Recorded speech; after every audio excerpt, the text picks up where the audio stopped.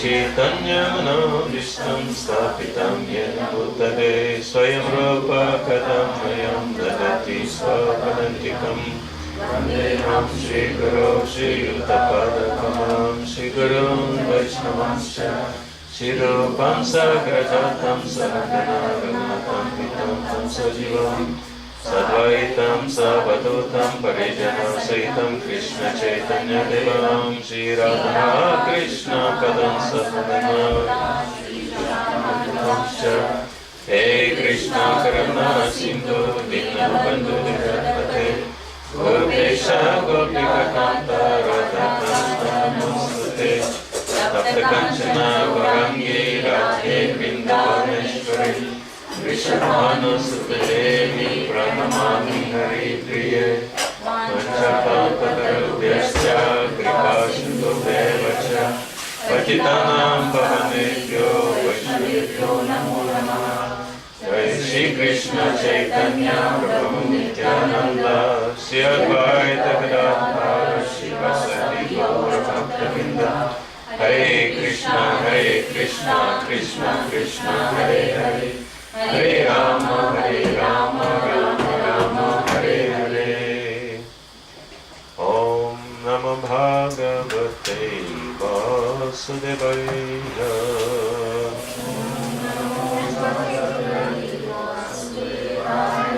Om Namo Bhagavate Vasudevaya Om Namo Bhagavate Vasudevaya Om Namo Bhagavate Vasudevaya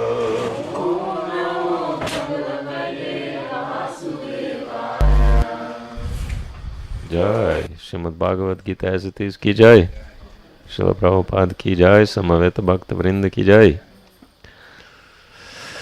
My pleasure to be back into all of yours association and again having special fortune to have Vijaya Gopikesh Prabhu here. Okay, so you will speak into that microphone. But you can make an introduction because I would not know much what's happening. Hare Krishna. Hare Krishna. Hare Krishna. Let's give another welcome to ISKCON Uttam Shloka Prabhu ki. Hari Bol. Prabhupada ki. So thank you all for coming and joining us today.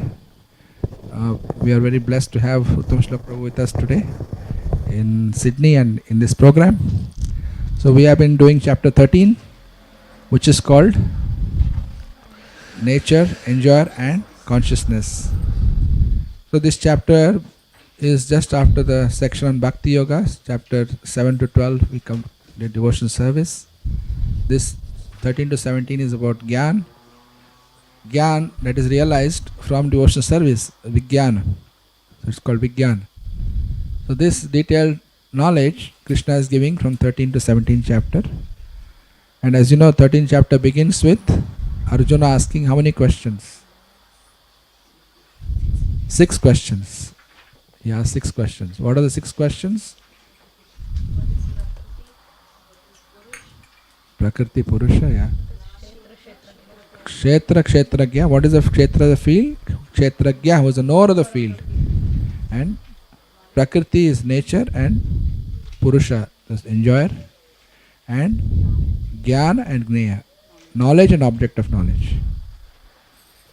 So far we have, Krishna has already covered the definitions of Kshetra, Kshetragya, field and knower of the field. And he has described there are 2 knowers of the field. Who are the 2 knowers of the field? The soul and super soul. Kshetra is the body.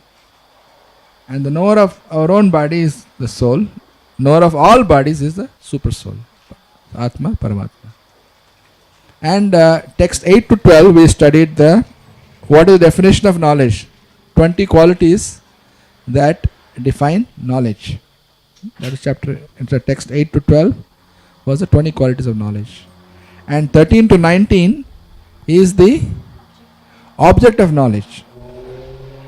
So what is the object of knowledge? Or who is the object of knowledge rather? Ultimately understanding Krishna. Understand here it is Paramatma in this context. Understanding Paramatma, Bhagavan, that is the object of knowledge. That includes understanding of Prakriti, includes understanding of Jiva, Atma, understanding of Kshetra, Kshetra, everything included in that. So last week I was not here, so what shlokas did you cover? 18, 19, 20 you did, okay. So that's already covered. So that means we can recap. So the next section is about Paramatma, the super soul. How the Paramatma interacts with the Atma. That is covered in the next verses. 20 is completed also? 20 is completed? You read the whole purport, huh? Okay. Alright. So today I'll request Uttam Shlok Prabhu, please start from 21. Okay.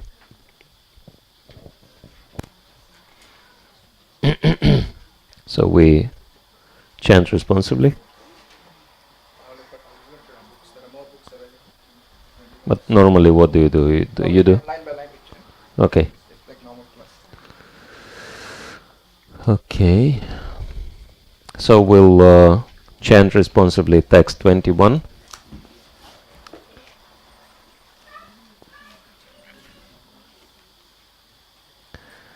Karyakarana kartritve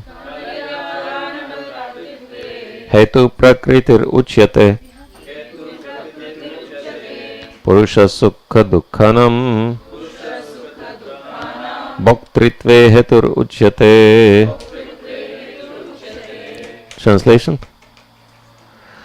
Nature is said to be the cause of all material causes and effects, whereas the living entity is the cause of the various sufferings and enjoyments in this world.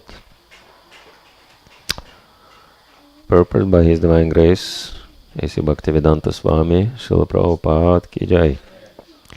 The different manifestations of body and senses among the living entities are due to material nature. There are 8,400,000 different species of life, and these varieties are creations of the material nature.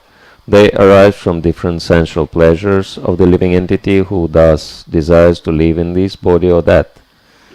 When he is put into different bodies, he enjoys different kinds of happiness and distress. His material happiness and distress are due to his body, and not to himself as he is. In his original state there is no doubt of enjoyment. Therefore, that is his real state. Because of the desire to lord it over material nature, he is in the material world. In the spiritual world there is no such thing. The spiritual world is pure, but in the material world everyone is struggling hard to acquire different kinds of pleasures for the body. It might be more clear to state that this body is the effect of the senses. The senses are instruments for gratifying desire. Now the sum total body and instrument senses are offered by material nature, and as will be clear in the next verse, the living entity is blessed or damned with circumstances according to his past desire and activity. According to one's desires and activities, material nature places one in various residential quarters. The being himself is the cause of his attaining such residential quarters and his attendant enjoyment or suffering. Once placed in some particular kind of body, he comes under the control of nature. Because the body, being matter, acts according to the laws of nature. At that time, the living entity has no power to change that law. Suppose an entity is put into the body of a dog. As soon as he is put into the body of a dog, he must act like a dog. He cannot act otherwise. And if the living entity is put into the body of a hog, then he is forced to eat stool and act like a hog. Similarly, if the living entity is put into the body of a demigod, he must act according to his body. This is the law of nature, but in all circumstances the supersoul is with the individual soul. That is explained in the Vedas Mundaka Upanishad as follows: Dvasuparna Sayuja Sakkaya. The Supreme Lord is so kind upon the living entity that he always accompanies the individual soul and in all circumstances is present as the Supersoul or Paramatma. Everybody remembers the reference Srila Prabhupada makes in the purport to the Mundaka Upanishad? Yeah? Everyone remembers? Anyone wants to tell what is the reference? Because Srila Prabhupada doesn't give a translation as such. Anyone remembers?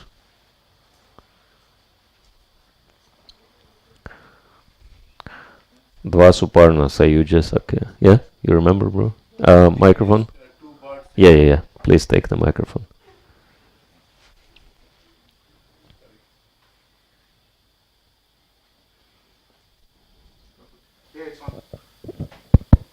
Yeah, two birds are sitting on the branches of a tree, and one is enjoying the fruit, the other one is witnessing the bird who is enjoying the fruit.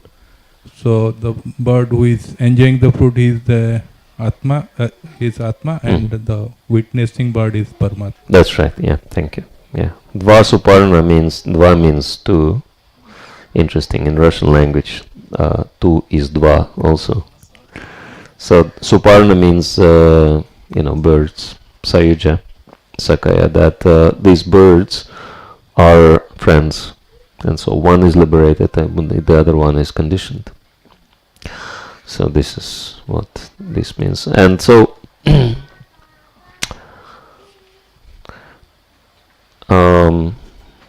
this is really important chapter, the 13th chapter. I know in some countries the number 13 is considered to be unlucky number. I think in Japan they don't even have 13th floor in the buildings. They just go from 12 to 14. This is what... Surely this building is that as well. Huh? One of our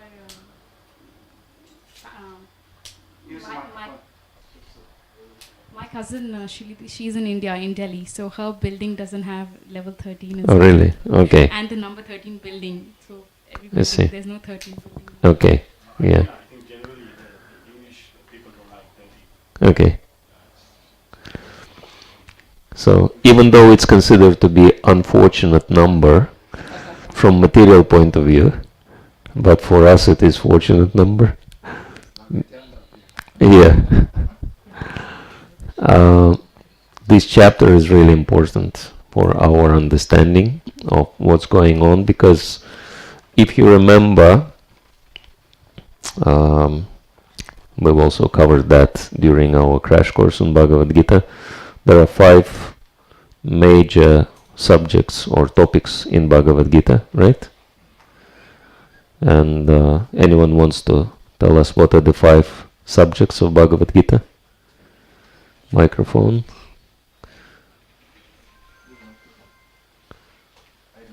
Okay, if you remember some, you can tell us, and somebody else can fill in more subjects. Yes? Purusha, Prakriti. Microphone is off, I think. It's on? Yeah. Purusha, Prakriti, Kala, Karma, And one more. Jiva. Purusha is Jiva. Ishvara. Ishvara, yes. Purusha is Jiva. All Purusha in this context. Yeah. So yes, Ishvara, Prakriti, Jiva, Kala and Karma, right? And the Kala and Karma are the medias through which the first 3 are interacting, right? The major, we can say, topics of Bhagavad Gita are 3, right? Out of 5. Purusha, Prakriti, actually Jiva, Prakriti and Ishvara. And so, therefore, what is the topic under the discussion in chapter 13? Actually, the very title Srila Prabhupada presented helps us to understand what are we discussing, right? Nature, the enjoyer, and consciousness, right? What are the Sanskrit equivalents? Prakriti, Ishvara, And Jiva, yes. But it's interesting to note that the Sanskrit, the original Sanskrit title is Prakriti Purusha Viveka Yoga. Viveka means discrimination, right? Now Prakriti, we know Prakriti is nature. There is no, other meaning to the word Prakriti. But it's interesting that in the original title there are only two subjects mentioned, Prakriti and Purusha, and Prabhupada makes it into three in his English equivalent. Actually, Prabhupada took it from somebody else, those titles, because they're really good. So he used them for Bhagavad Gita as it is. And so the three mentioned here are also extremely interesting. Nature, of course, referring to Prakriti, then the enjoyer and consciousness, right? And so we can understand that the word Purusha can refer, of course, it refers to the Supreme Lord, no doubt, because Supreme Lord is the enjoyer, the original enjoyer. But what are we trying to do in this material world? We're also trying to enjoy. So in that sense, we're also Purushas, right? And so the word Purusha refers both to us and the Supreme Lord. And therefore Srila Prabhupada puts three in the in his title, because these three are under discussion, right? Prakriti, Ishvara and Jiva. And so these verses, actually it's very amazing that we just landed on these verses somehow by Giriraja's arrangement.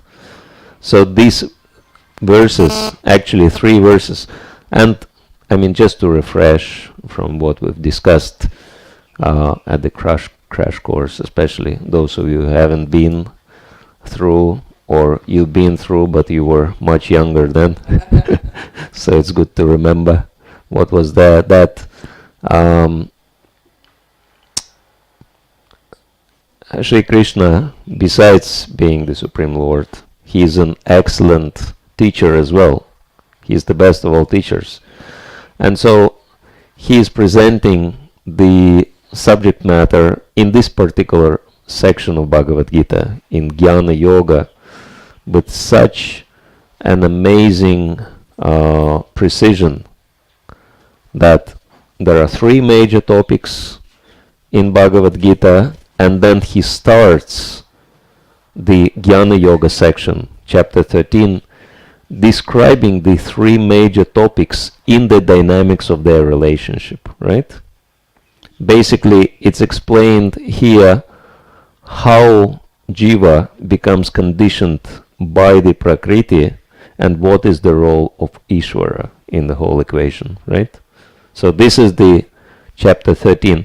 Then, after, giving us the kind of introductory picture of what's going on in this world, then Krishna discusses each subject separate in three consecutive chapters, 14, 15 and 16, right?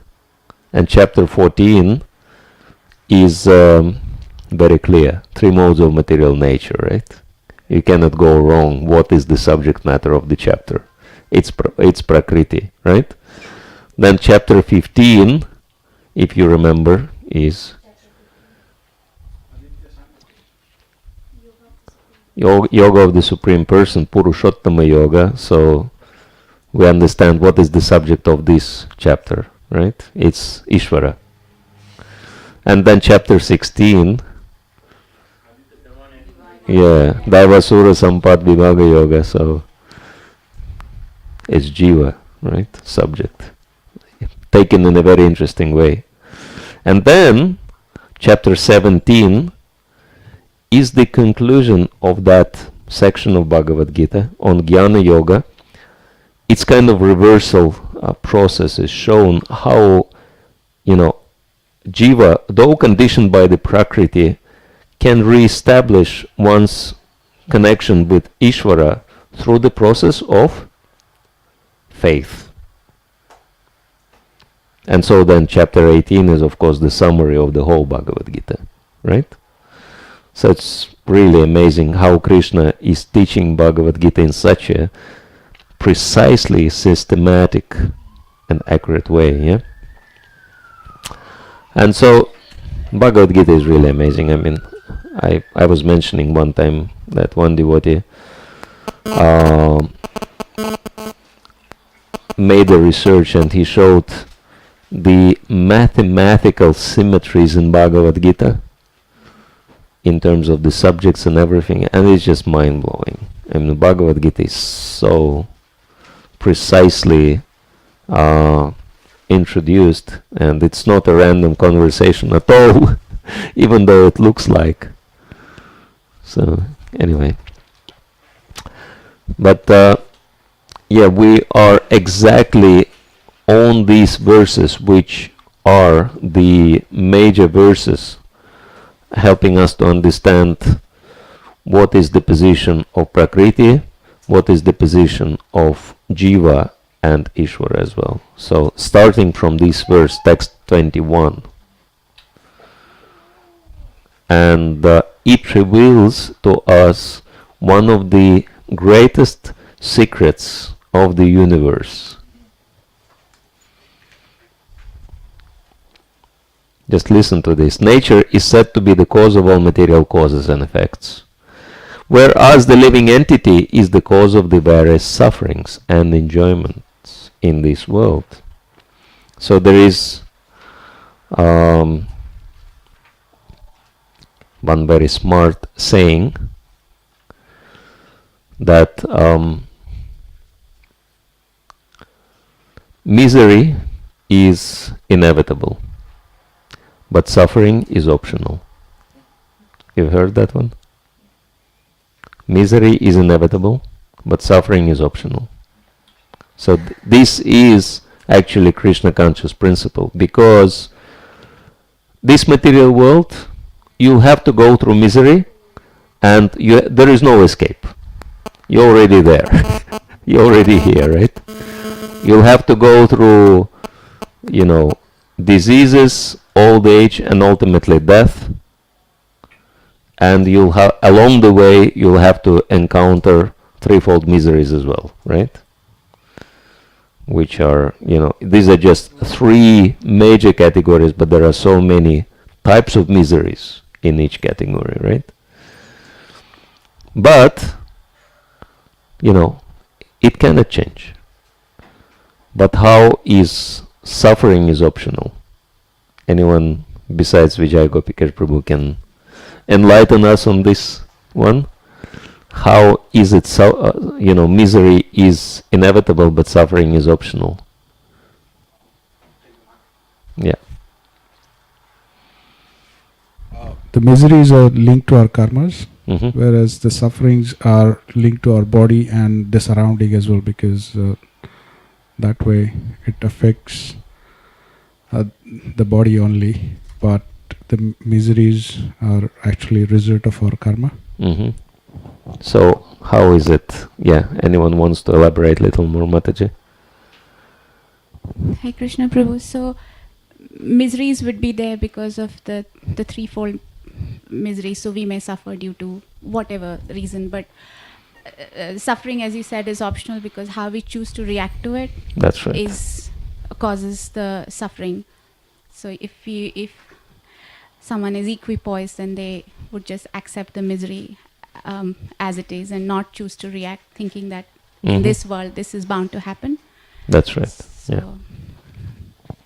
Yeah, actually it's all relative, right? Maybe Vijay Gopikesh Prabhu can tell us a few words on this subject, because it's very interesting subject, isn't Yes, it is. I was reminded of that verse from the second chapter. Matra sparshasthu kaunteya shitoshna sukha dukha agamapai nityas tam titikshasa bharata. So the bridge between misery and suffering is titiksha. Mm-hmm. If titiksha is there, to what extent we have titiksha, that suffering can be mitigated. Mm-hmm. And to what extent we don't have titiksha, tolerance, to that extent we will have to be suffer for that. Mm-hmm. Yeah. And it's very interesting. Thank you, Prabhu. Very nice quote. And of course, there are many more quotes on that, being equiposed and all. It's like one of the major points to discuss in Bhagavad Gita, right? Yeah, how to remain equiposed regardless of all types of miseries, right? And actually, chapter 5 tells us something very inspiring in that regard. Bahyas parshas saktatma mindatyatmani yatsukham. Oh no, this is a different one. Okay. It's a little different.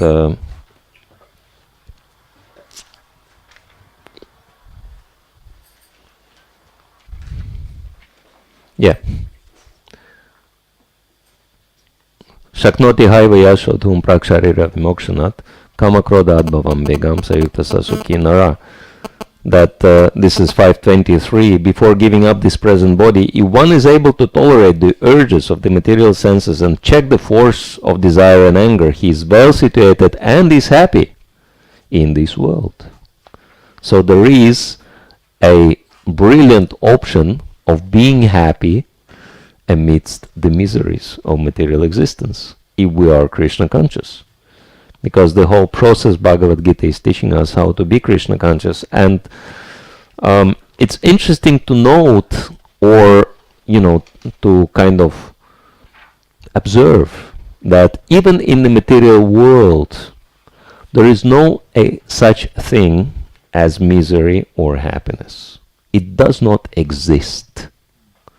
And you can see that something which is considered to be a misery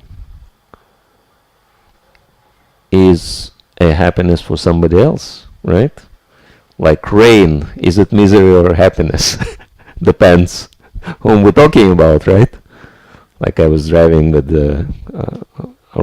on the car with my spiritual master, Shalendra Dimna Swami, and he kept his window open, and it was raining, and it was raining on him.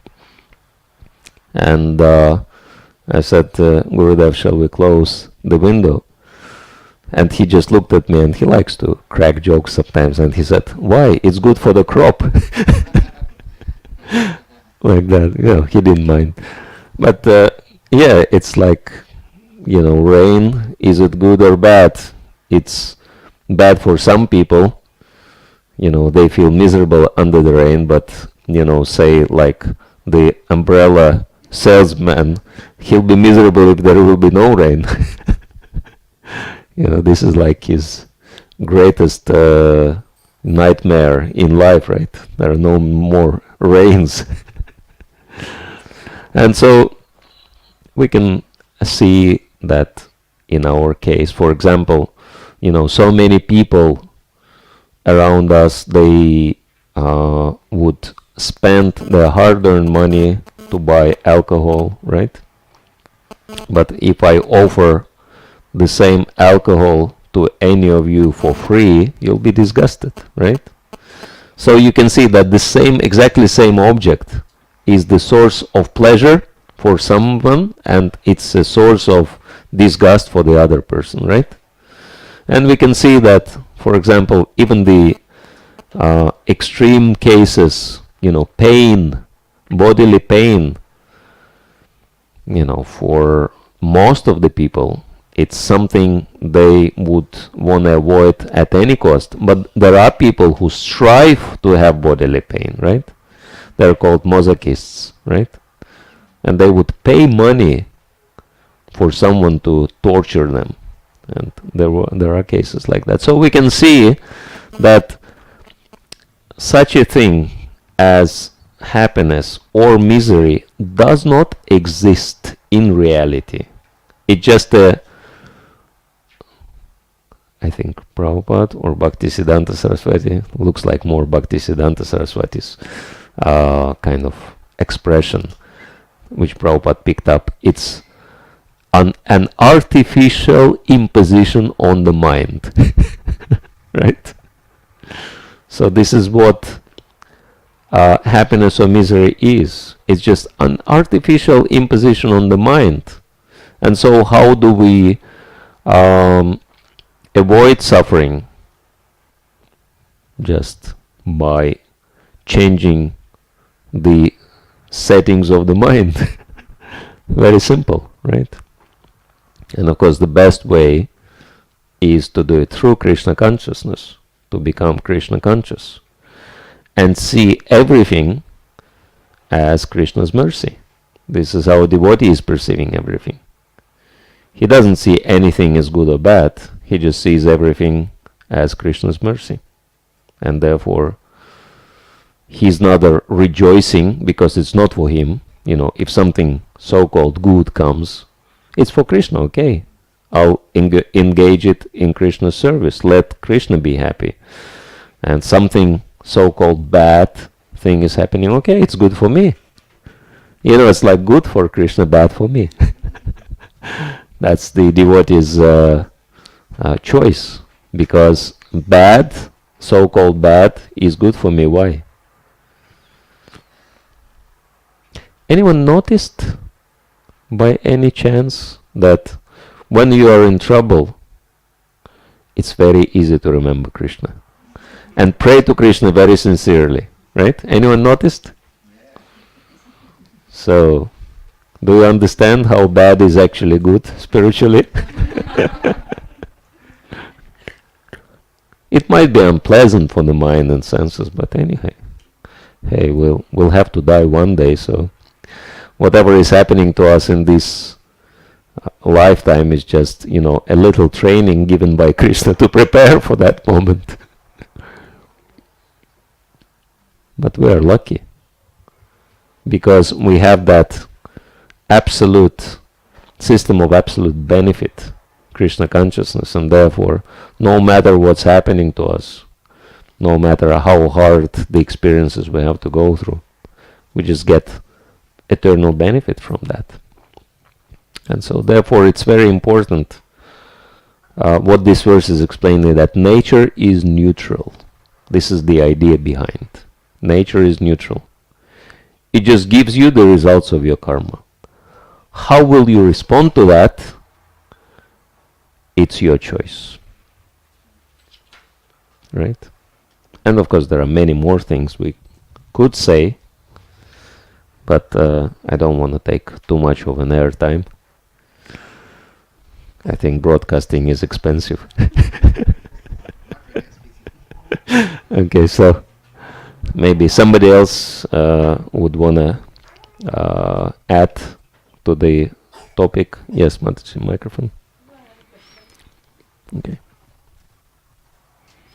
If someone is suffering from a terrible disease, you know, like cancer or something, and their body is going through a lot of pain, how can we explain this thing to them that, you know, I mean, your misery is bound to come in your life, but how you react to it is your choice. Yeah.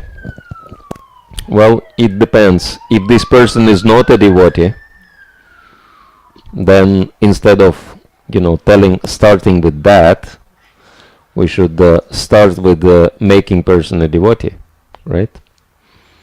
Prasadam, Kirtan, Prabhupada's books, and everything else. And once one becomes a devotee, then they will accept it. They will understand, because there have been so many cases, devotees having to go through terrible misery physically, like Bhakti Tirtha Maharaj is one example. Like Radhanath Maharaj visited him just prior to his departure, and he was going through terrible physical pain. And then he actually told Maharaj that I'm enjoying such a wonderful spiritual experiences, I would never exchange my position with anyone else in this world, because this is the devotee's consciousness. He sees the misery as Krishna's mercy. But first one has to become a devotee. But again, becoming a devotee, you know, sometimes we might have an impression that it's only through ISKCON or ISKCON devotees you can come to Krishna. Not necessarily. Krishna is, we can say, revolutionary statement, is independent of ISKCON.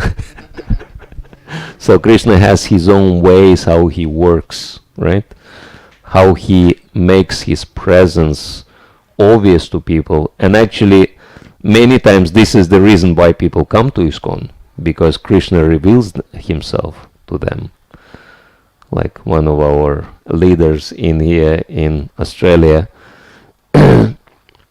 Ajita Prabhu, he told that he saw Prabhupada in a dream way before he even came in contact with ISKCON. And Prabhupada actually told him in a dream, these Hare Krishnas, actually you should join them. It will be good for you. And because of that, he started looking for devotees, and then he became a devotee. So, and there are so many examples like that. And in regards to misery and how people benefit from misery and benefit not only materially but spiritually, I don't know if I told this story, but it's a very interesting story anyway. That one devotee, he was distributing books in Russia door to door, and then he rang one doorbell, and one lady answered the door, and he offered her books, and she said, probably I won't be interested, but I'll ask my husband if he will be interested. So she went into the room, and then she came out and she said, my husband is interested, come through and see him. Did I tell the story? And when the devotee came into the room, he saw the man lying in the bed, and he was obviously paralyzed from his waist down.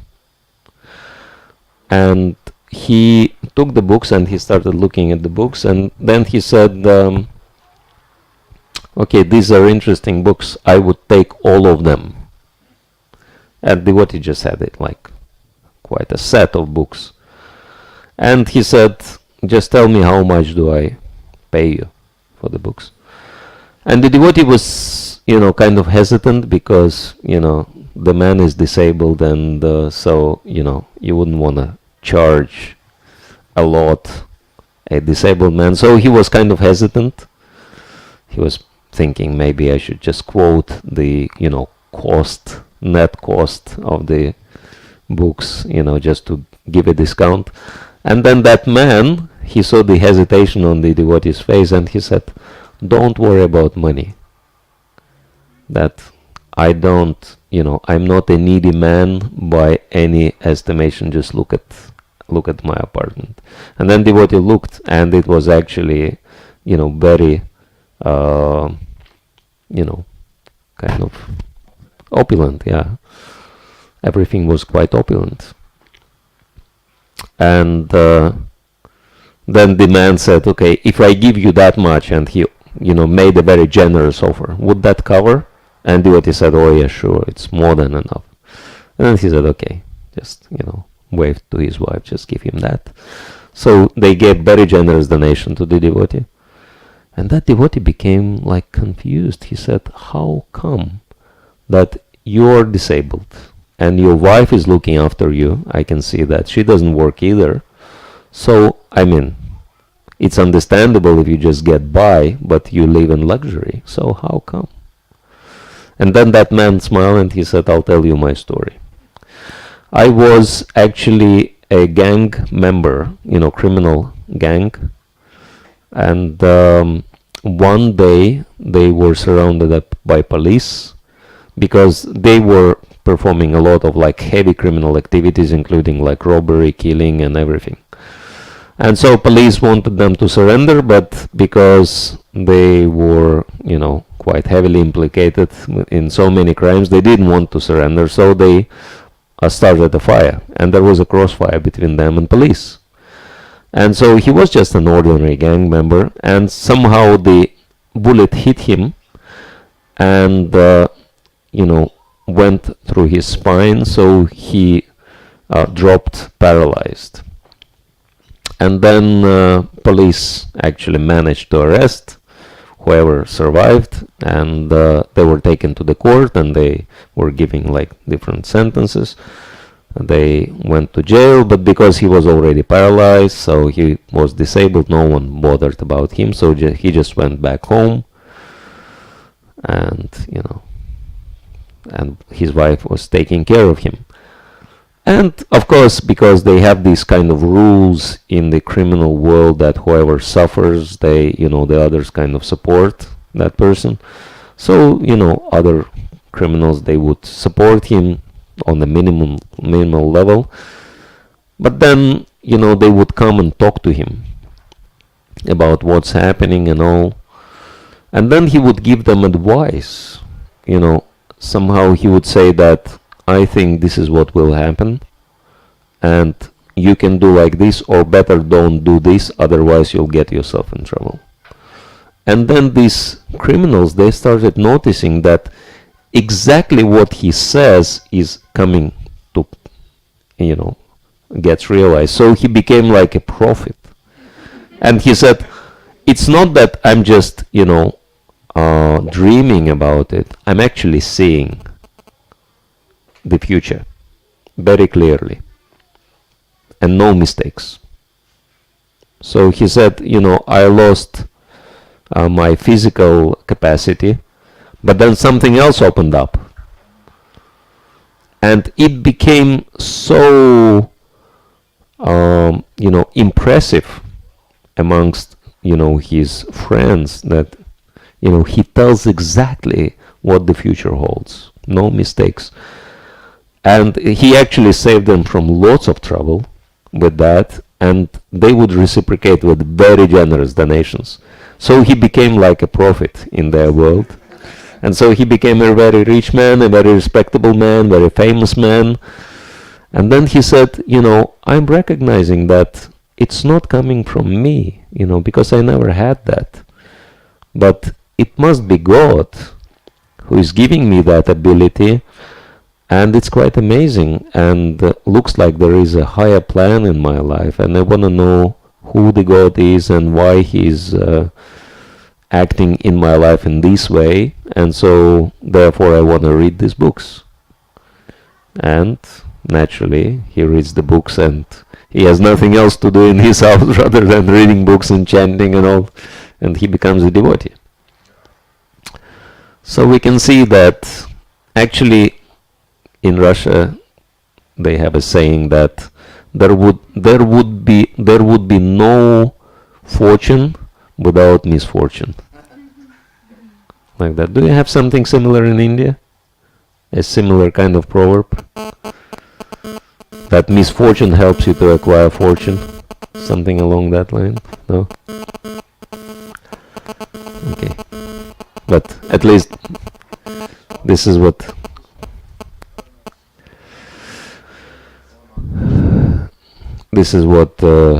we're supposed to understand. That in this world, misfortune is actually fortune. Spiritually, it is fortune. And so-called fortune is just a trap. Right? That a fish is enjoying itself in the water, and then it sees very nice snack, exported snack, just dangling in the water, something which does not exist, and fish is just, thinking, oh, how much fortune do I have, this rare snack is just in front of my face, and then starts eating it up. And then this fortune turns into great misfortune, right? Because it's a, what is that, bite? Bait, yeah. This generally applies to weaker sex. That, what you're saying generally applies to if you're weak, For male, you should overcome all those obstacles. Otherwise, people don't respect you. Yeah, but it's best to speak in the microphone. So yes, it's generally it is weakness, yes. That's what I'm trying to tell. It generally applies. It's not on. So what you're trying to tell us is like if you go for fishing around, if you got a wrong fish, you're gone. You see, it applies to weak side. You have to overcome all those obstacles, Yes, but sometimes the bite or bait is not too obvious. Sometimes Maya can be very, very tricky, and we might not even recognize that. But as long as we have the desire to enjoy, she will always be able to catch us. She will always create a suitable bait for us.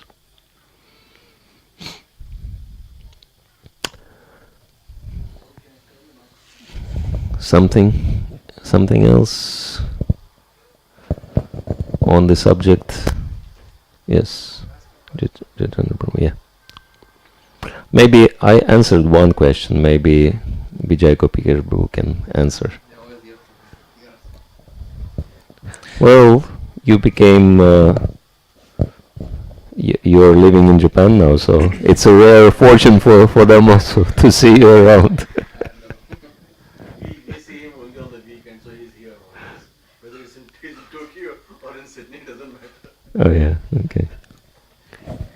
Anyway, we should give him an opportunity. You were saying earlier that suffering is optional. Miseries will always happen, but suffering is optional because that's based on our reaction to those miseries and our particular consciousness. Now, when we do undergo miseries, and it isn't quite our option in the sense that we do have the choice of how we react to the misery, but at the same time, the material modes are working, and we have all of our conditioning of how we react to miseries. We may react very angrily, or we may become very resentful toward Krishna, whatever it may be. We have all that conditioning from either this life or previous lifetimes. So when we're in a situation where we're facing miseries and we're in the heat of the moment, how can we react in the best possible way when we're carrying all that conditioning?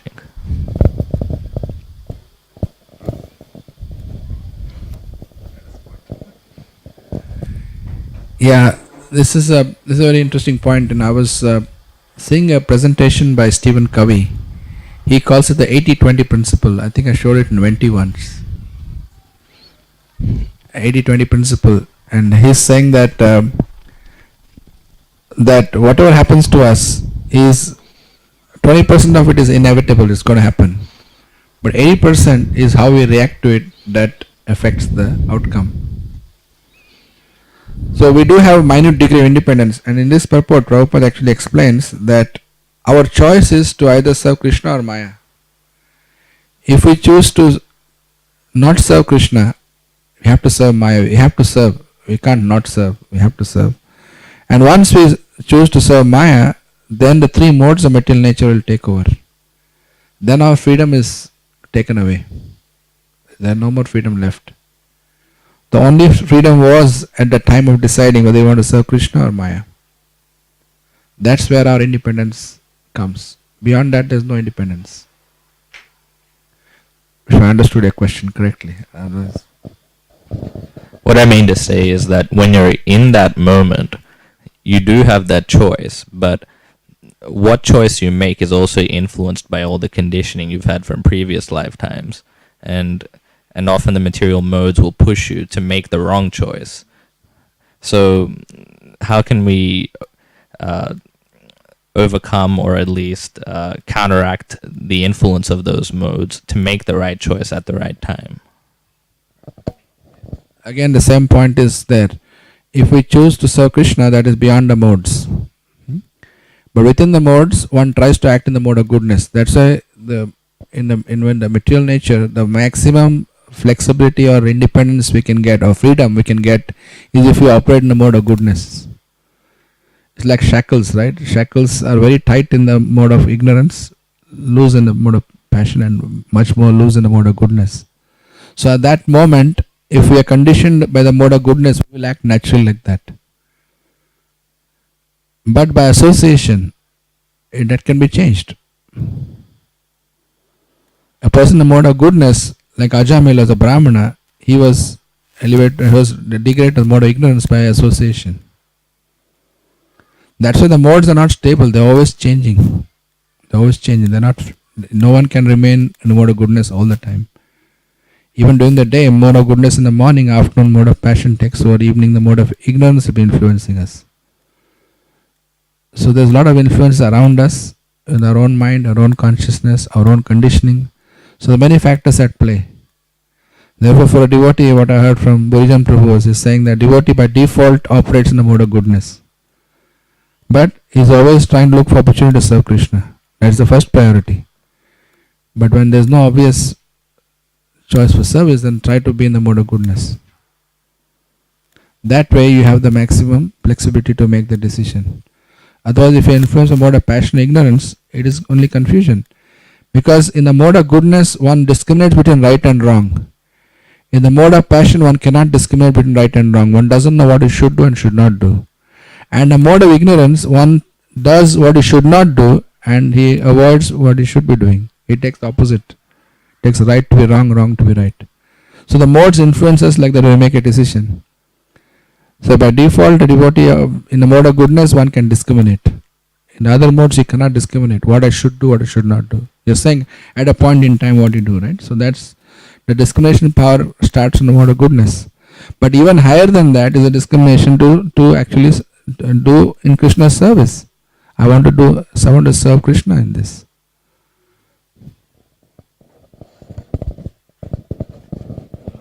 Something to add to that, and it would be, very practical thing which devotees can use, is to include Krishna in the picture in a form of time.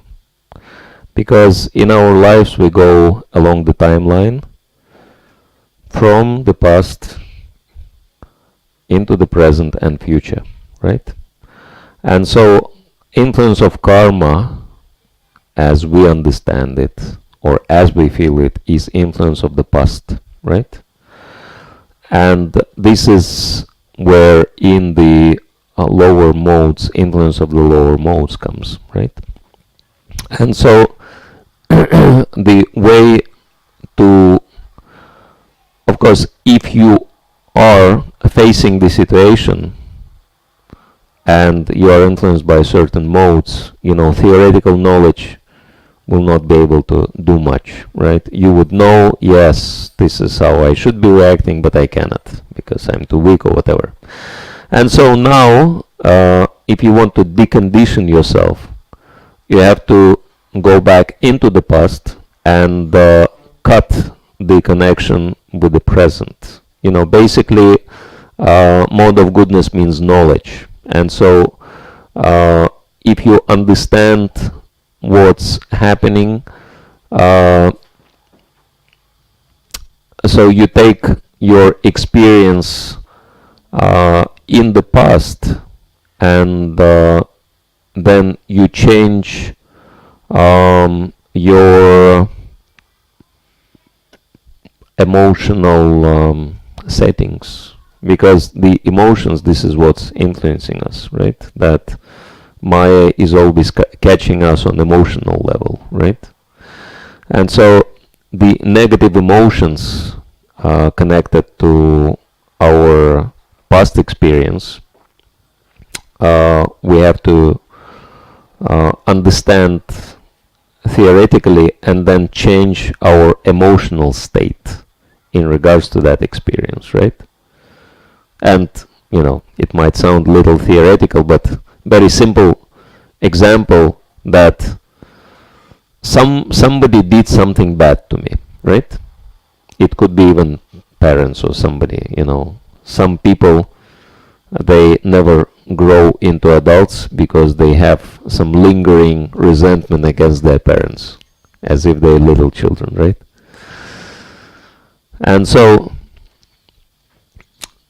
whatever this emotional state is, you decondition yourself. You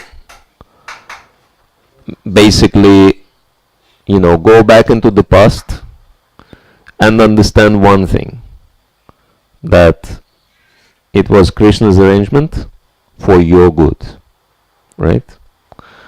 And then by understanding that, some people are speaking about like forgiveness and all this stuff, but like we never find in the scripture that Arjuna is forgiving Kauravas, or Prahlad Maharaj is forgiving Hiranyakashipu, or Parikshit Maharaj is forgiving that Brahman boy Shringi. Forgiveness is not there because Krishna consciousness is beyond forgiveness, right? Forgiveness means you've done something wrong, but anyway, I will tolerate. Krishna consciousness means nothing is wrong, because everything is done ultimately by Krishna for my good. And so I am grateful to everything and everyone in my life for whatever good or bad they have done. And so once you change that setting in the past, you can work on it on present, and then in future you will be immune to those influences as well. Does it help to understand the concept? Yeah. So it's basically you go back into the past and see everything negative, whatever happened to you, in the light of Krishna's love. And then you can undo that past. You can, stop the chain of karma grinding you into the dust. Right?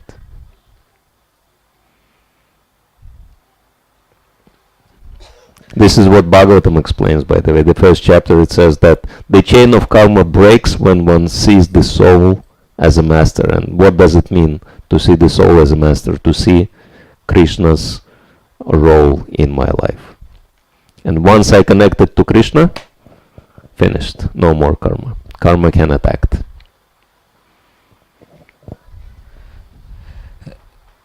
What I was referring to was more to do with immediate situations, not so much past traumas or difficulties that one's had. Like, for example, let's say somebody says something unpleasant to you. Your initial reaction is just to get angry and just retaliate, or something like that.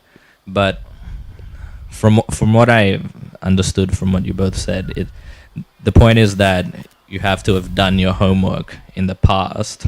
Yeah, you had to have been in the right association or developed the mode of goodness, so that when you're in that moment, you react in the correct way, meaning that that moment is exam time. It's not the time to be preparing.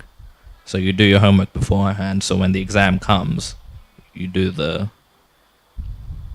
right thing. Is that? Yeah. Prabhu? Yeah. I was just going to, if I may, Prabhuji, say very simplistically, it's practice. So if we are practicing, then maybe the first time the emotion would be negative, but as we continue to practice and to be in the right association of devotees and practice to be in mode of goodness, and beyond that in Krishna consciousness, then our next time and maybe the next time, the reaction is going to be, very different. Yeah, thank you. Yeah, it's something, if you want to learn about this subject a little bit more in depth, it's something Bhaktivedanta Maharaj speaks a lot, that how we can realize presence of Krishna beyond religious ritualistic activities, right? Because normally this is like mundane religious mindset, that Krishna is in the temple, at the programs, or maybe in my house, but Krishna just has his little corner, right? And everything else is mine. It's my life, and everything belongs to me. So that's mundane religiosity, even though it might be Krishna conscious. So the training or the practice is to see Krishna in every single situation in my life. Learn to see Krishna behind everything, what's happening. Thank you. Prabhu, just to Vijay Prabhuji, your the explanation that you were giving, just small clarification there. So when we say that we have minute independence, and that independence is either to serve Maya or to serve Krishna. So if we serve Maya, then we've lost our independence. We become the servant of Maya and under the control of Maya. But how would we explain that if we serve Krishna, then what do we say? We've not lost our independence then, have we? I mean, then how would we explain that? We are always under influence of either the external energy or the internal energy. That is there. But because we identify with matter and we think we are the enjoyer, that's the next verse actually coming up. Purusha Prakriti Stoi is a fake enjoyer. Imitation enjoyer, imitation God. So we are trying to enjoy material nature as if we are the masters.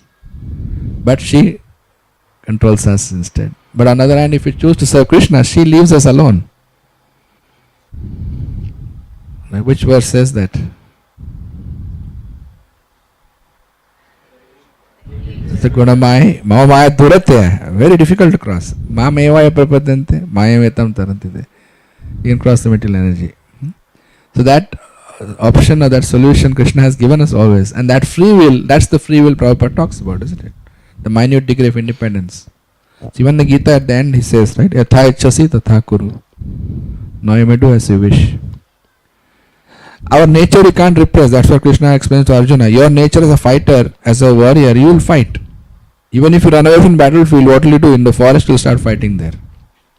Your nature you can't run away from. Why not use it in Krishna's service? You can't artificially become a Brahman or a sannyasi and leave the battlefield and run away. That was Arjuna's proposal. Let me rise to the mode of goodness, that will be good. Fighting is mode of passion. I should be in the mode of goodness. I should give the kingdom happily and go to the forest and be renounced. Krishna says, no, you can't repress your nature. Your nature is to fight. So related to your question now. But you fight for me, that becomes transcendental. And then you are under the internal energy of the Lord. And she directs the devotees in service of Krishna. And she is the director of Krishna's pastimes. So she arranges everything in a way that is pleasing to Krishna. The pastime becomes very relishable for Krishna. She arranges all the right props, the right personalities, the whole setting she does so that Krishna enjoys pastimes with the devotees. So that's the transcendental platform. There is a very interesting quote from Srila Bhakti Siddhanta Saraswati. I don't know if I ever mentioned that.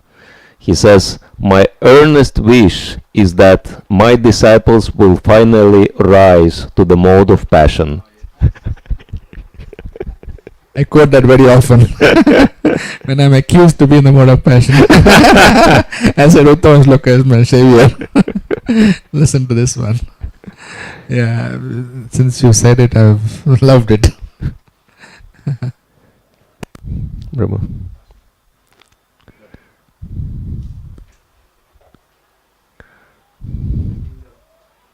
Hare Krishna. I think the verse that you're looking at, Mahatmas tu mam partha devim praktimasata bhaste ananmanso gyatra bhutadimamyam. That is more appropriate for the devotees, how the devotees are protected by the Lord. Yeah. Shall we move to the next verse? Okay. You want to read it for change? Text 22, that in chapter 22. Purusha prakriti stohi Purusha prakriti stahi bhungte prakriti jan gunan Bhungte prakriti janganan karanam guna sangasya Karanam guna sangasya sad asad yoni janmasu. Sadasatyam nijanmasu. The living entity in material nature thus follows the ways of life, enjoying the three modes of nature. This is due to his association with that material nature. Thus he meets with good and evil amongst various species.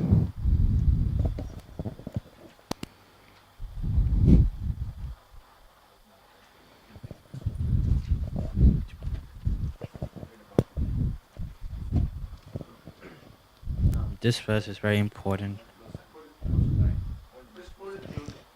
This verse is very important for an understanding of how the living entity transmigrates from one body to another. It is explained in second chapter that the living entity is transmigrating from one body to another just as one changes dress. This change of dress is due to his attachment to material existence. As long as he is captivated by this false manifestation,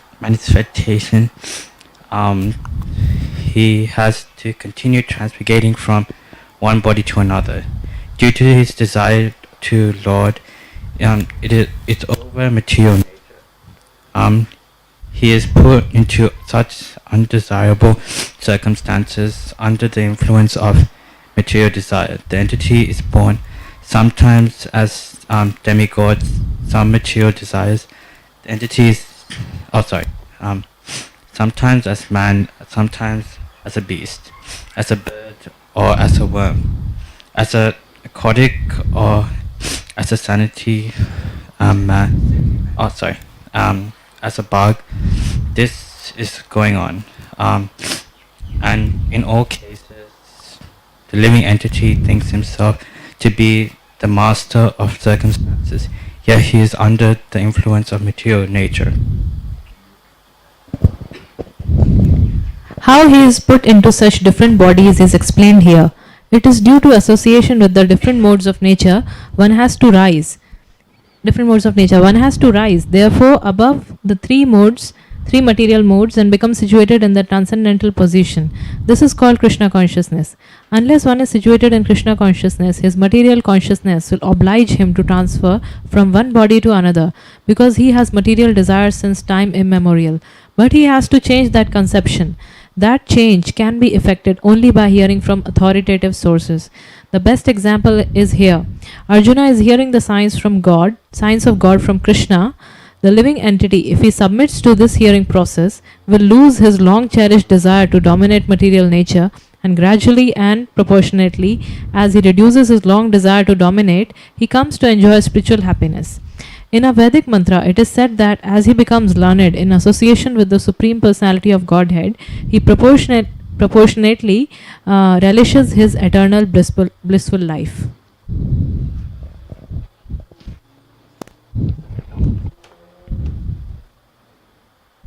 You want to start? Okay. So, now, after we understood from the previous text how the nature is acting, we can understand how we are reacting, right? As living entities. We're just trying to enjoy the material nature, and that's why we suffer. And sometimes it says that meet with good and evil. And it's interesting that the words used for good and evil are sat, asat. It's not what we imagine, right? That I won a lottery ticket, this is good. And then I lost prestigious job, this is bad. No, this is not the type of good and bad Bhagavad Gita is talking about. Sat and asat, what does it mean? Anyone? What? Yes. What kind of good and bad Bhagavad Gita is talking about? Is it truth and untruth? Yes. What else? Yes, it's true that Sat and Asat have many translations, but what is the primary meaning of Sat and Asat? Sat is a little bit more than goodness, because it's Sattva, but then it's Sat, it's something higher. It's the foundation, the root of goodness. Eternal and temporary? Yes, it's spiritual life. So Sat means whatever helps us to advance spiritually, right? And Asat is what makes us degrade, right? So this is the good and evil from absolute point of view, right? This is very important to understand. And then how do we advance? By coming in touch with Krishna and saintly personalities, one way or the other.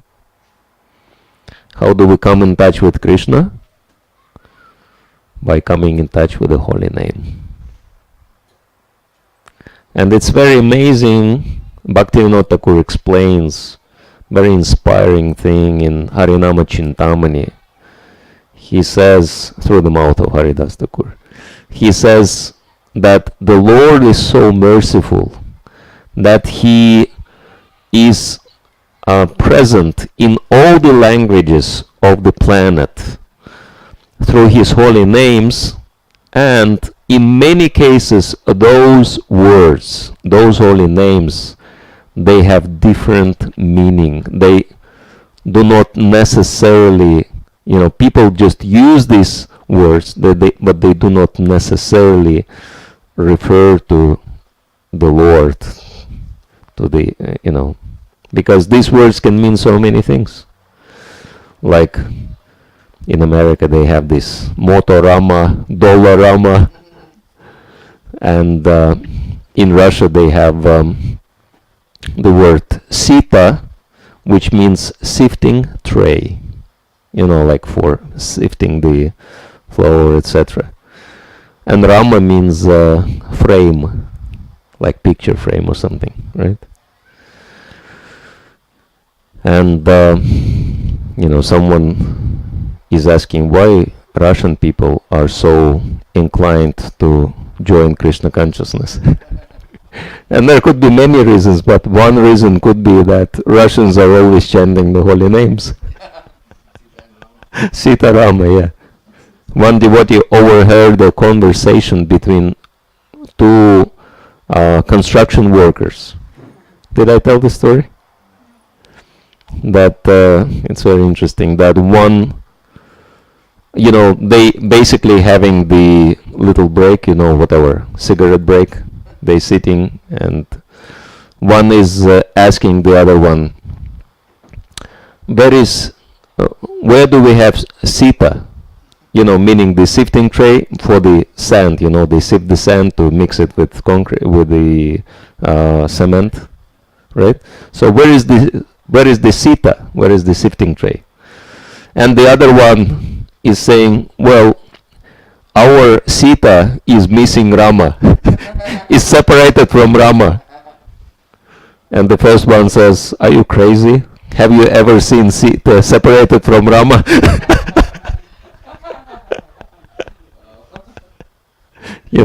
Meaning sifting tray without a frame. And the devotee was thinking, oh my God, they're really making tremendous advancement while having, cigarette break. Having Ram Katha. And some countries, they have a lot of holy names, especially Rama. Somehow the word Rama is so prominent in so many languages. Yeah. Yeah, but they know about Ramachandra. But in other countries, they do not. They are disconnected from that, but still they use the word Rama a lot. Like we were just, when Jitendra was driving me, we were talking about Israel. Israel is an amazing country. In many ways, it's very religious, extremely religious country. And people are very, very receptive to preaching. Extremely. I was mentioning to him that, I had that experience only one place on the planet, and that is Israel. Even in India, it's not happening that devotees are doing Harinam, and people, upon seeing the devotees running towards the devotees, running forward, and as soon as they reach Harinam, they start singing and dancing together with devotees, and many times they embracing the devotees. They're so happy to see the devotees, and they just want to take part. And well, I can I can tell you that even in India, I haven't seen this effect. Sympathize with them because of their background, you know. You are very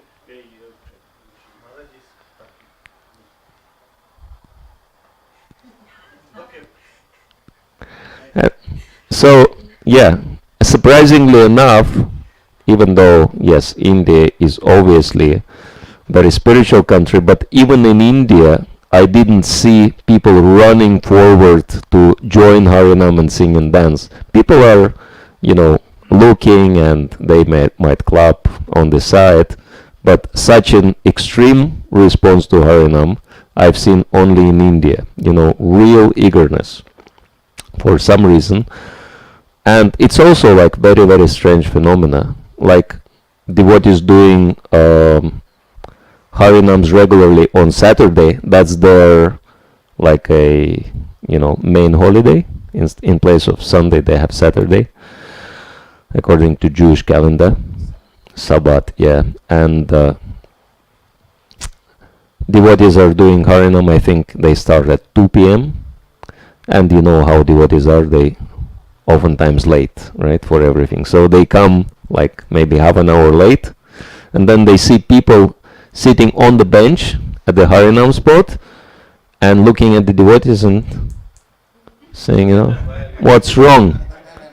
Are you half an hour late? So they came on time just to, take part in Harinam. And I was asking in Vidimna Maharaj, because he traveled much more than me, if he's ever seen this kind of amazing phenomena anywhere else. He said no. This is the only country where it's happening. And I don't know what the reason for that is, but one thing I've noticed, that the word Rama is extremely often used in there, and Rama, has nothing to do with anything religious. It just means height. The word Rama means height. And so they have plenty of like cities and towns with the name Rama, like Ramallah, Ramiya, Ramana, something, plenty.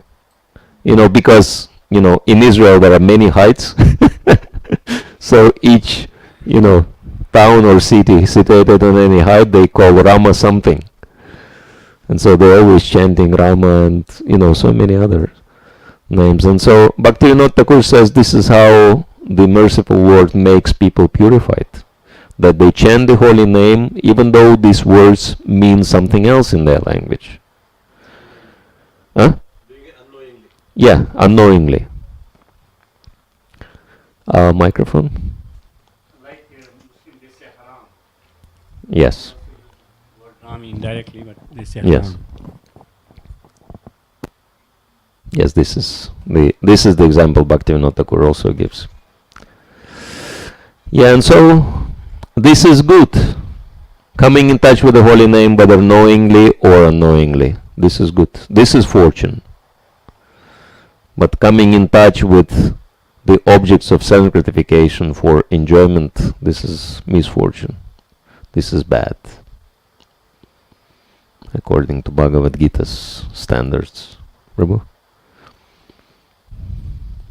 That Sat Asat, that is a very good point you raised, that eternal and temporary. Prabhupada would also say, saying Hare Krishna is bad is actually good because you're chanting Krishna's name.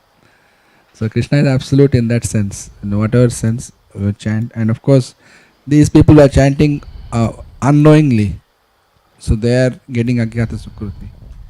Whereas someone who's chanting with the idea of counteracting sinful activities is actually more in a more abominable condition, which is what brings your point, Vignesh, that in India, that's the problem, is that while it is a pious land, but unfortunately we tend to use the holy name to counteract our sins. I'll do whatever nonsense I want to do and I'll chant the holy name.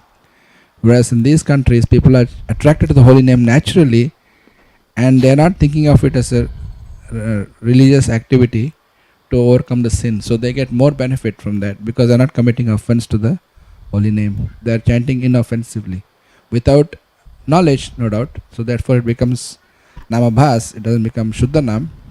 But surely namabhas is better than committing sinful activity on the strength of the holy name. Or to see the chanting holy name as a pious activity, which is a big trap for Indian. That's why, for at least I am from India, I can say that I have this conditioning to see everything as pious or impious, religious or not religious. So in that sense, we tend to see the holy name in the same light, and that is our conditioning. We are so ritualistic in our thinking. That is where we are. Whereas in countries like Israel, he was saying is actually true, because Maharaj travels around the world. I haven't been to Israel, so I can't comment. Have you been to Israel? No, so we don't know. That's the reality. They travel around the world, so that. Yeah, some people are there. Yeah, but you see that. Yeah, they tried. Yeah, that's right. They're very nice people. Everyone is. Yeah. So the point, that's right. So the point I'm making is they're unconsciously chanting the holy name, so they're getting the benefit. That's why they're so attracted to the holy name, and they're not committing offenses. Whereas in India, we have the disadvantage. There are advantages, no doubt, but as a disadvantage, we tend to put the holy name as a ritualistic activity, or we see the holy name as a means to overcome my sinful activity, which I don't want to stop. I'll chant the holy name and I'll keep doing sinful activity, hoping that my chanting will counteract the bad things and I can get away with it. So these are offenses: 6th offense, 8th offense, 5th offense, so many offenses to the holy name, and that's why we're not getting the benefit and not having a spontaneous attraction, which sometimes people from other parts of the world are able to experience because they're chanting inoffensively. Even if it says no, right? Haridas Thakur says parihasa in joking manner, this thing hela, sarcastically. Anyhow you chant the holy name, one gets the benefit. So it's not surprising that they are doing because of the names they are associated with unknowingly. Thank you. Microphone. A question, Prabhu, to what you said right now. You said that in India, people chant holy names to counteract sinful activities, and Haridas Thakur has said that even if you chant once, whether it's unknowingly or as a matter of upahas or whatever, but then even though you have a purpose in mind, if I'm chanting with the purpose that my sinful sins that I commit on basis of this holy name will be, I'll be absolved of those, wouldn't regular chanting bring me up to that state that I don't think of that activity? Wouldn't holy name transform me to some degree slowly and steadily? It does. It's like you're asking the question basically, is offensive chanting useful? That's basically what you're saying, because see, committing sinful activity on strength of the holy name is a very serious offense. So with that offensive mentality, if I'm chanting, surely the holy name will have some effect, but it will be very slow. Offensive chanting will eventually work. Prabhupada said offensive chanting is better than no chanting, in one sense. But at the same time, if we are in an offensive stage, we cannot make any spiritual progress. Spiritual progress is not possible. So we have to at least endeavor to get out of the offensive mentality. That endeavor itself brings it to the Namabhas platform. There was a nice article by Giriraj Maharaj, I think I had sent that some years ago to the whole group. He says that the endeavor to chant attentively brings one to the mode of Namabhas, clearing stage. Ravindra Swarup article, no? He forwarded, correct. So there's a very nice article on that. So that attempt has to be there, not to take for granted. See, the problem comes if I commit sinful activity in the past and I take shelter of the holy name to get free from suffering and not do it again. That's the Valmiki story, or Suratnakar, or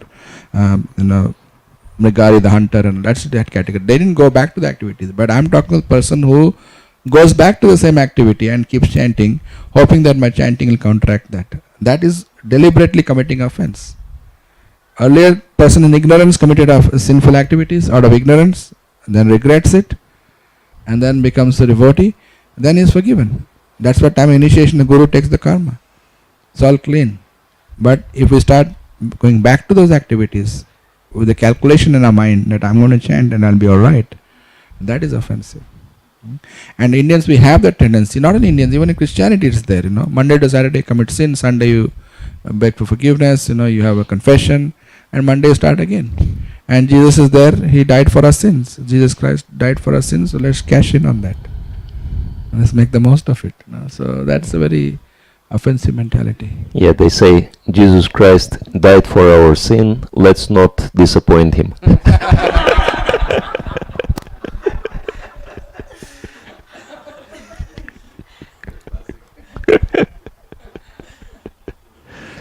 So I think it's already like almost time is almost over.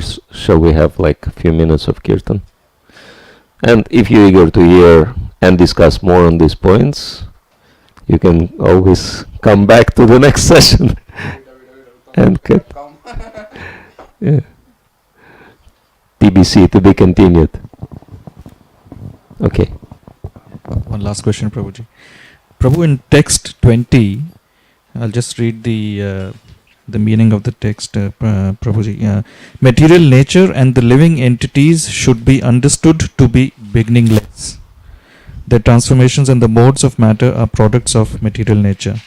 So basically, Prabhuji, what we discussed last time was that even material nature is, even though it's temporary, but it's permanent. It's beginningless because it goes back into Mahavishnu, and then so it's bhuta pralyate, so comes but gets destroyed, comes back again. So in other words, and it is the external energy of the Lord, so it is permanent as well. And what we try to explain is what we are trying to not be in with material nature, but transcend that and go into the spiritual world. But in what sense material nature is permanent as well? So again, I'm just trying to understand, to explain it to myself, that whilst it is temporary, but it is permanent, and we want to get out of the material nature. So could you just expound on that? Well, the analogy of prison house can help us to understand that prison was there, is there, and will be there. But it doesn't mean we have to continue being in a prison, right? So is it helping? So whilst because we are in the prison, and so we only understand that we are in the prison, so we get out of that. No, Prabhu, I have not really understood. Well, how do you get out of prison? If you're in prison, how do you get out? With the yeah. Yeah. Yeah. And prison will always be there for criminals, but we don't have to remain criminals, right? Like as Prabhupada was saying, that even if you believe that you come from monkey, do you have to remain a monkey, or you want to change into human being? Right? Prabhupada was very precise to the point. Alright, so shall we have like a couple of minutes of kirtan, just to...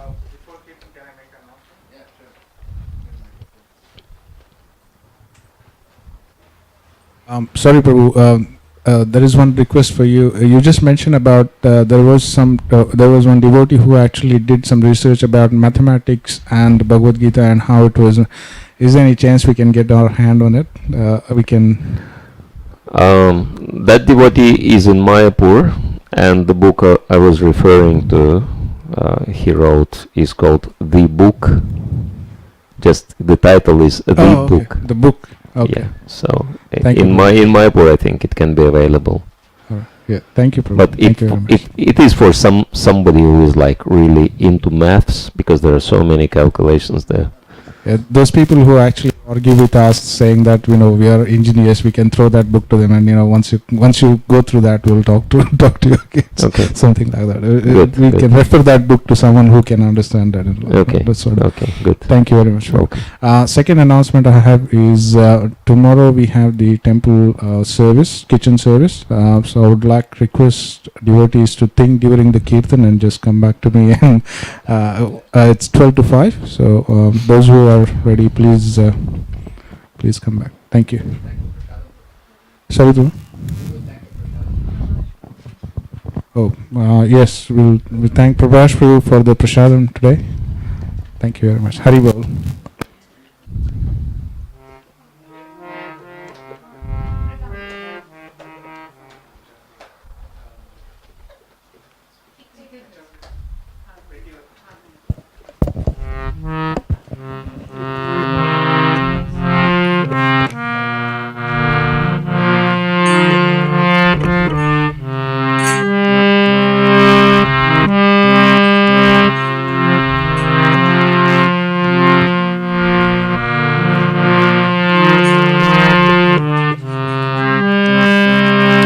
Hare Krishna,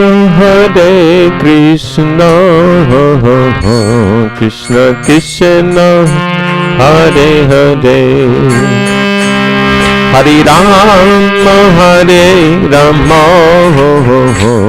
Rama Rama, Hare Hare, Hare Krishna, Hare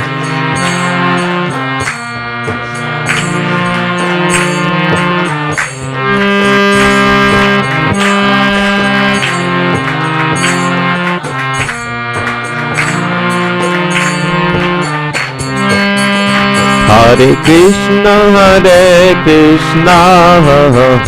Krishna Krishna, Hare Hare, Hare Rama, Rama Rama, Hare Hare.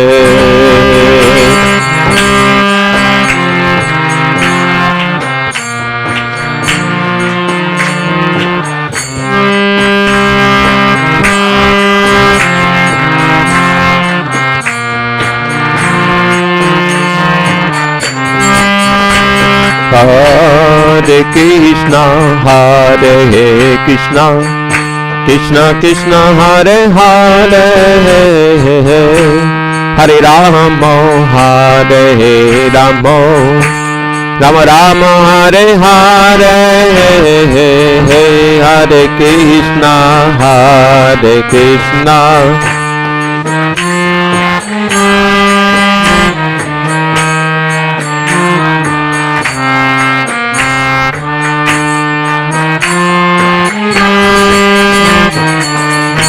Hare Krishna, Krishna Krishna, Hare Hare, Hare Rama, Rama Rama, Hare Hare.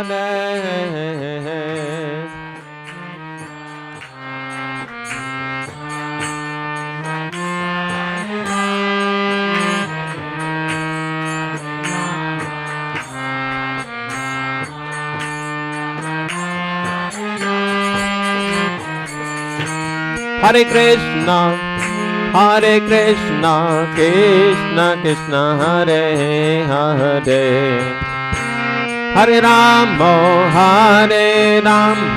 Rama Rama, Hare Hare.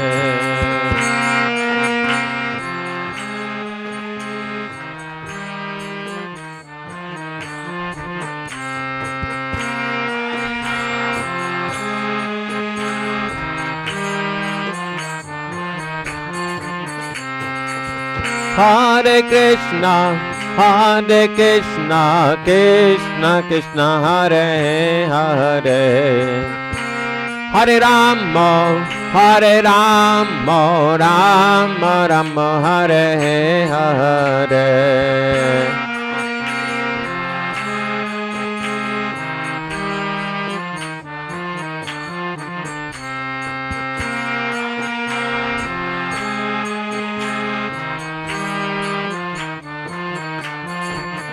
Hare Krishna, Krishna Krishna, Hare Hare, Hare Rama, Rama Rama, Hare Hare.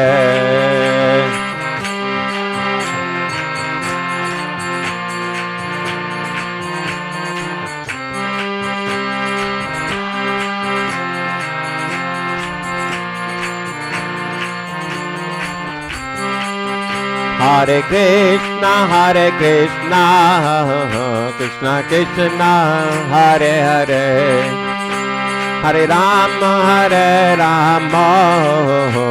Rama Rama, Hare Hare.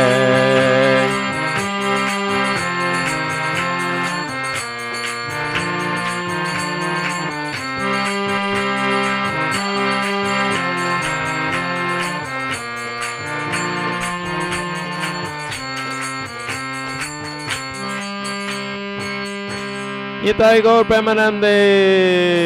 Shri Hari नाम संकीर्तन की जय, संकीर्तन यज्ञ की जय, श्रीमद् भागवत गीता की जय, समवेत भक्त वृंद की जय। All glories to the assembled devotees. All glories to Shri Guru and Shri Gauranga.